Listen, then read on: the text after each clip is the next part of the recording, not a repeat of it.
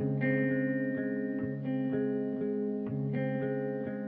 ability, the freedom to change our beliefs is huge. The belief that you can get better outcomes by spending less, it's a hugely different belief than what most of the world would believe. If you believe that you can create win-win solutions where you can operate more financially effectively and provide better health care, and that they actually go hand in hand, I think that changes everything. If you believe that it's us versus them, you will act antagonistically.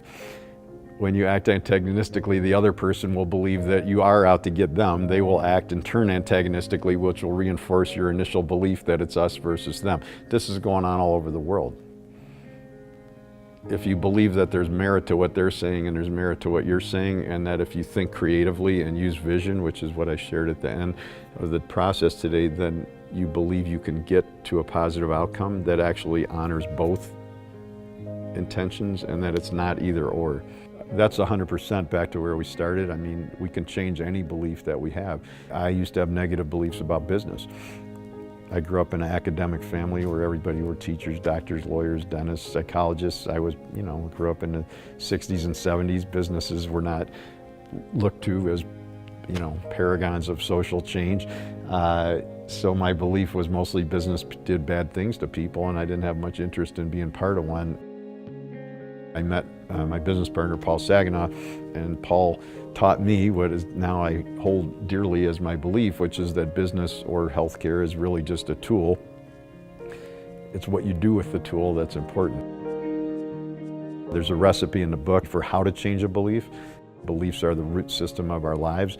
If you're 40 years old and you have 40 years of believing something, it's not just going to go away in a day, because the root system has had 4 decades in which to sink deeper into the soil. So it takes about 3 years to change organizational culture, and I have long said the same thing. In the context of, I talked about this morning, culture being the soil.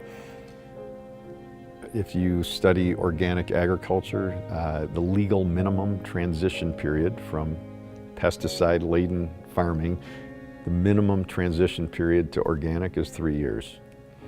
Coincidence? Not really. It takes a long time for the pesticides that were in the soil to leave the soil, even if you stop putting them in. So just because you stop spraying tomorrow doesn't make the soil any healthier than it was the day before. Over a 2 or 3, 4 year period, you can get it out. The same is true in organizations. And the bigger the organization, the longer it takes to change the culture. But you can start with a small spot.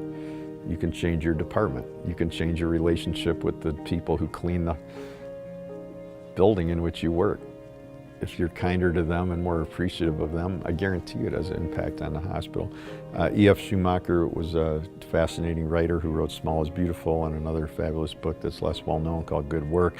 I'm paraphrasing, I quote him in the book, but he said, everywhere I go, people ask, but what can I do in this gigantic world? And he said, find 3 things, start where you are, do 3 things. There's 10,000 people that work here, there's 700 that work in our organization. If all of them do 3 more positive things every day, it's enormous.